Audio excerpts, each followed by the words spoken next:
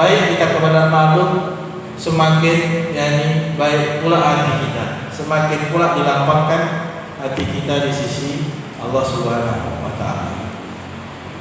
Kemudian yang ketujuh, termasuk sebab daripada kunci-kunci yang bisa melapangkan hati kita adalah suja'ah wa quwwatul qalbi, mempunyai sifat berani dan memiliki hati yang kuat. Kadang-kadang kita punya sifat yang pengecut, takut, pengecut, dan hati kita lemah. Ya, kalau kita punya sifat pengecut dan hati kita lemah, itu pengaruh sekali dengan kelapangan hati kita tadi. Karena disebutkan ni'mal jaman alladhi maradal qalbahu bil jambi. Karena pengecut itu termasuk penyakit hati, sifat pengecut, ya, tak berani. Bahkan kalau kita punya sifat pengecut dalam kehidupan ini, artinya pengecut melaksanakan kebaikan, mau ke masjid takut, mau pengajian takut, mau berbuat baik malu. Jadi sifat pengecut ini yang akan membuat kita kerdil. Orang yang punya sifat pengecut, berbuat kebaikan takut, melaksanakan amalan yang munkar takut, melaksanakan kebaikan takut, pengecut, ini akan mengerdilkan hatinya. Dan jangankan hatinya kerdil, maka dirinya pun juga kerdil. Maka oleh karenanya sekalian, hendaklah kita memiliki sifat pemberani, as-suja', memiliki sifat pemberani dalam melaksanakan kebaikan, dalam meninggalkan perintah Allah, berani.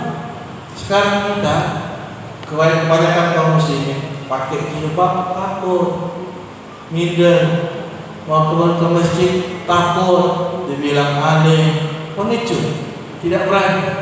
Makanya Nabi SAW dalam doanya selalu berlindung dari sifat pengecut ini.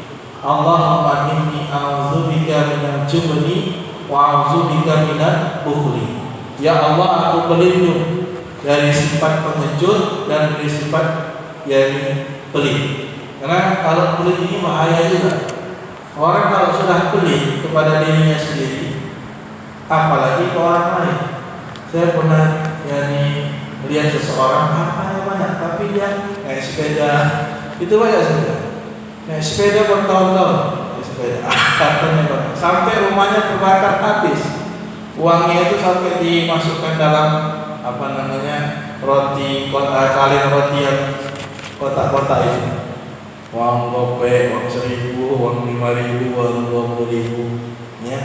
Kalau orang itu untuk dirinya sendiri saja sudah pelit, bagaimana untuk orang lain? Makanya kalau kita punya sifat pengecut dan sifat bakhil, ya, maka itu akan mengerdilkan jiwa kita tidak lapang, sempit rasanya, ya, pelit.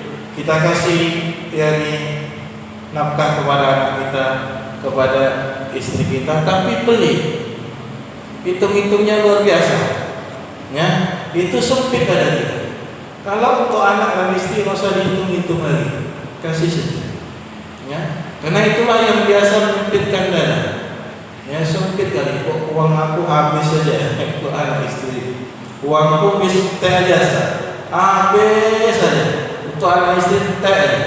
Anda tahu, ya, disebutkan di dalam Riyadhus Shalihin bab nafaqah ala qiyam, ya, bab nafaqah kepada tanggungan keluarga, itu pahalanya lebih besar.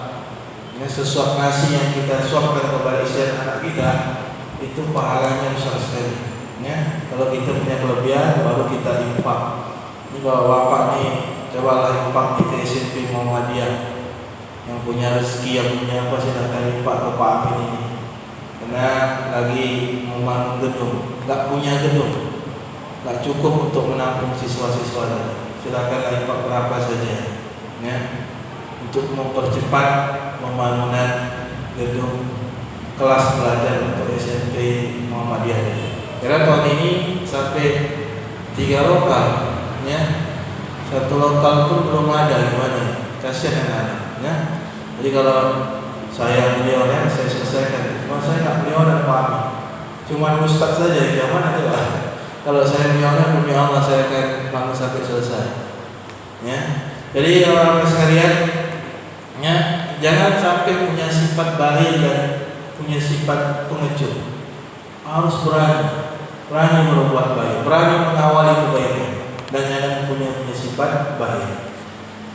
Kemudian asbab Islam, sebab yang ke-8, min asbabil insari sadr, termasuk kunci-kunci yang bisa melapangkan hati kita yang ke-8 adalah ikhraj dakhalul qalb, mengeluarkan penyakit-penyakit dari hati. Nah, penyakit hati kita ini banyak sekali. Dari sangat penting kalau kita ingin mendapatkan kelapangan daripada hati kita, kunci-kunci dari kelapangan hati kita, maka hendaklah kita menyingkirkan segala bentuk penyakit-penyakit hati. Di antara penyakit hati ghil itu iri, dengki, dan banyak lagi penyakit-penyakit tadi, hasad, ya, dan yang semisalnya. Ya, oleh karenanya orang yang hasad ketika orang lain mendapatkan nikmat itu seperti dia musuh Allah Subhanahu wa taala. Dia menolak pemberian Allah kepada saudaranya. Ada saudara kita dapat nikmat, ya, yang saudara kita dapat nikmat, kita pula yang sibuk, dengki, hasad. Kita pula yang tak bisa tidur. Tetangga kita beli mobil, tetangga kita beli kulkas, ya kan? Kita pula yang tak bisa tidur, ya kan? Biarkan, itu termasuk nikmat Allah Subhanahu wa taala. Kalau kita punya rasa hasad seperti itu, kemudian kita munculkan dengan sifat dan perbuatan, itu bisa jadi berdosa. Tapi kalau masih dalam hati, sifat hasad jadi masih dalam hati, ya, insyaallah enggak apa-apa. Ya, enggak diiringi dengan perbuatan, apalagi perkataan, maka insyaallah enggak apa-apa. Dan untuk mengurangi hasad kepada saudara kita, ya, yang kita hasati tadi, harus kita kasih hadiah, kita berikan hadiah kepada dia, berikan hadiah, dan kita doakan dan berdoa kepada Allah yang Kau telah berikan, yakni kebaikan nikmat Allah kepada si fulan, maka berikanlah aku nikmat yang lebih baik dari si fulan yang Kau berikan kepada si fulan. Maka itu termasuk cepat untuk bisa menghilangkan rasa hasad kita dari diri. Karena sifat hasad ini, Bapak sekalian, itu bisa, ya, mengerdilkan, ya, hati kita, menyempitkan hati kita, disempitkan, dengki, hasad, sombong, iri dan sebagainya, itu bisa menyempitkan hati kita, tak bahagia. Orang beli sepeda motor, orang beli rumah, orang bangun rumah, orang pergi haji, orang pergi umroh, dia tak tenang, ya, hidupnya dari penuh dengan kegoncangan. Maka orang seperti ini tadi, penyakitnya harus dia hilang. Kalau dia ingin mendapatkan kunci-kunci kelapangan dalam hatinya, dan dia berdoa kepada Allah, ya Allah, yakni berikan aku keberkahan yang lebih dari simpulan, sehingga hasadnya itu hilang, insyaallah. Dan berikan dia hadiah, berikan ucapan selamat dan sebagainya, sehingga itu akan bisa memadamkan rasa hasad kita. Kemudian al-amru tasik yang ke-9, ya, min asbabi insyaratis sadr, termasuk yang ke-9 kata para ulama, kunci-kunci yang bisa melapangkan hati kita adalah tarkul fudul, meninggalkan, yakni sesuatu yang berlebih-lebihan. Bicara mubah, bicara itu boleh, tapi kalau banyak kali bicara salah juga, ya. Melihat boleh, lihat apa saja boleh, tapi kalau banyak kali yang kita lihat, ini bisa bahaya, ya. Begitu juga makan apa saja boleh, selain yang diharamkan. Tapi kalau kita banyak kali makan, berlebihan dalam makan, itu juga bisa mempengaruhi hati kita. Makanya jangan sampai banyak bicara, banyak melihat. Mendengar boleh, tapi semua kita dengar. Yang haram kita dengar, yang dimurkai Allah kita dengar, yang ubah kita dengar, pengajian dengar, semuanya pengajian campur aduk, semuanya kita dengar, ya. Maka kalau sudah banyak kali yang didengar, banyak kali yang dibicarakan, banyak kali yang dimakan, banyak kali yang dilihat, itu bisa mematikan hati kita, mengerdilkan hati kita, ya. Kenapa? Kalau sudah banyak seperti itu, banyak yang dilihat, banyak yang dibicarakan, itu akan mengantarkan kepada perkara Banyak kali yang dilihat. Pertama lihat yang mubah, film-film, layar apa semuanya, apa yang buah apa. Nanti lihatnya yang lain, karena udah banyak kali dia melihat. Kalau udah banyak kali dia mendengar apa, mendengar ini, mendengar itu, nanti dia dengar yang lain lagi yang diharapkan adalah Allah Subhanahu wa Ta'ala. Jadi tinggalkan sesuatu yang berlebihan, berbicara, berlebihan melihat, berlebihan mendengar, berlebihan dalam makan. Nah, kalau udah makan banyak itu bawaannya tidur ngantuk, ya kan? Cuman kalau lapar kali berupaya tak bisa tidur, itu masalah. Ya kan, tengah malam pergi keluar mencari mie Aceh, ya kan? Kalau nggak kena mie Aceh nggak bisa tidur. Nah, ini gawat juga, ini masalah juga, ya. Masyaallah biasa. Ya, jadi bapak-bapak sekalian, ya tinggalkan segala sesuatu yang berlebihan dan melampaui batas dalam hal berbicara, kemudian makan, kemudian mendengar, melihat dan sebagainya, karena itu akan mengantarkan kepada perkara yang haram. Kemudian akhir, kemudian yang terakhir, ini termasuk sebab atau kunci yang bisa melapangkan hati kita. Yang terakhir adalah husnul ittiba' lin Nabi salatu wasallam, lianna Nabiyya al-Karim alaihi salatu wasallam ansarahun nasi sadran wa'adhum khuluqan waqfahum makana, yaitu mengikuti dengan baik suri teladan kita Rasul sallallahu alaihi wasallam. Ikuti bagaimana cara makan Rasul, cara tidur Rasul, cara hidup Rasul. Ikuti cara ibadah Rasul, cara sholat Rasul, ya kan? Cara puasa Rasul, cara haji Rasul, cara zakat Rasul. Diikuti, ya. Semakin baik kita mengikutinya, semakin lapang hati kita. Jadi kalau sebenarnya kita ingin lapang hati kita, tenang, ya, jadikanlah Rasul itu sebagai uswah, suri teladan kita. Karena manusia yang paling lapang hatinya di muka bumi, yang paling lapang hati di muka bumi ini adalah Rasul sallallahu alaihi wasallam. Manusia yang paling lapang dan manusia yang paling baik akhlaknya adalah Nabi sallallahu alaihi wasallam. Jadi kalau Rasul paling lapang hatinya di muka bumi, Rasul paling baik akhlaknya, maka Rasul mesti kita jadikan suri teladan kita. Oleh karenanya Allah Subhanahu wa taala berfirman, "Laqad kana lakum fi Rasulillahi uswatun hasanah liman kana yarjullah wa yawmil akhir wa dzakarallaha katsiran." Kata Allah Subhanahu wa taala, "Laqad kana lakum," maka sungguh telah ada suri teladan atas kalian, ya, pada diri Rasul sallallahu alaihi wasallam. Hasanatun, suri teladan yang baik. Iman kana yarjullah wa yaumil akhir, bagi siapa saja yang ingin mendapatkan, yakni berjumpa dengan Allah. Karena memang bapak-bapak sekalian, kita akan berjumpa dengan Allah Subhanahu wa taala. Inilah bedanya orang yang mukmin dengan orang yang bukan mukmin. Orang yang mukmin itu dia yakin dia akan berjumpa dengan Allah. Dia akan bertemu dengan Allah Subhanahu wa taala. Setelah nanti dia dibangkitkan di dalam alam barzakh, ya kan?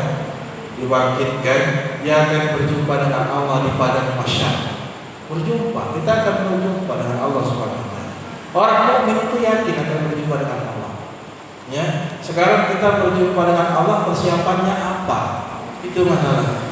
Persiapannya apa? Ya, apakah kita berjumpa dengan Allah dengan tangan kosong? Kan tidak mungkin. Berjumpa dengan Allah mesti kita membawa amal soleh, ya, yang baik. Wal yaumil akhir, dan barang siapa yang berharap yaumil akhir, karena yaumil akhir itu adalah satu yang pasti terjadi. Yaumil akhir itu pasti terjadi. Ini juga membedakan antara orang mukmin dengan bukan orang mukmin. Orang yang mukmin itu yakin akan terjadinya hari kiamat, ya. Dan setelah hari kiamat terjadi tidak ada lagi kematian dan tidak ada lagi yang namanya maut. Begitu nanti semua orang masuk ke surga, masuk ke neraka, Allah Subhanahu wa taala memanggil maut. kematian tadi. Dan maut itu dijelmakan oleh Allah menjadi seekor kibas, kemudian disembelih maut tadi, sehingga tidak ada lagi kematian di akhirat kelak. Hidup selama-lamanya. Manusia itu hidup selama-lamanya. Tidak ada yang mati. Orang yang di neraka juga hidup. Tidak mati dan tidak hidup mereka itu. Maka kalau kita baca dalam surat Al-A'la, ya, yang sering kita baca ketika hari Jumat itu dikatakan oleh Allah Subhanahu wa taala, ya, la yamutu fiha wa la yahya. Mereka-mereka yang berada di dalam neraka jahanam itu mereka tidak mati dan tidak hidup. Bayangkan apa sekarang? Mereka enggak mati. Mereka disiksa oleh Allah Subhanahu wa taala. Jangan Anda kira mati mereka. Dikatakan mati, yang enggak mati, dikatakan hidup, ya tidak hidup. La yamutu fiha wa la yahya. Mereka itu tidak mati dan tidak pula hidup. Jadi di akhirat tidak ada kematian lagi. Ketika mereka kulit mereka tadi habis, digantikan dengan kulit baru lagi. Habis, digantikan kulit baru lagi. Makanya, ya, barang siapa yang mengharap berjumpa dengan Allah dan berjumpa dan hari kiamat, maka hendaklah dia menjadikan Rasulullah SAW sebagai uswatun hasanah. Kita kalau mau menjadikan seorang tokoh, jadikanlah Rasul SAW sebagai tokoh kita yang kita idolakan. Ada orang tokoh idolanya Soekarno, semua kamarnya Soekarno semua, ya kan? Ada orang yang idolanya Jenderal Sudirman, semuanya Jenderal Sudirman, ya. Nggak apa-apa suka, tapi kalau uswah kita yang paling utama adalah Rasulullah SAW. Ya, kita kumpul warisan-warisan Nabi, hadis-hadis Nabi, ya, kita kumpul di Sahih Bukhari, Sahih Muslim, Sunan Abi Dawud, Sunan Tirmidzi, ya, 6 kutubus sittah itu ada di rumah kita. Ya, sekarang ini nggak mesti ada di dalam maktabah kita, pustaka di handphone lengkap, ya kan? Tapi handphone ya sekedar saja lah. Tapi kalau mau beli, memang yang bagus adalah warisan-warisan Nabi Sallallahu Alaihi Wasallam. Ya, bapak sekalian, ya, semakin kuat ittiba kita kepada Rasul Sallallahu Alaihi Wasallam, mengikut Rasulullah SAW, maka semakin kuatlah Allah Subhanahu Wa Taala melapangkan hati kita.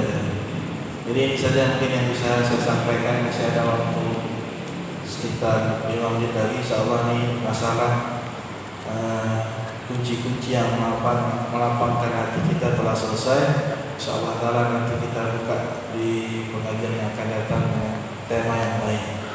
Mungkin bapak-bapak ada yang bertanya, silakan ditanya.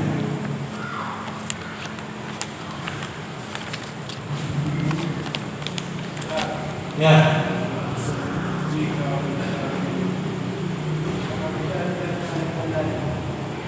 Gimana Pak?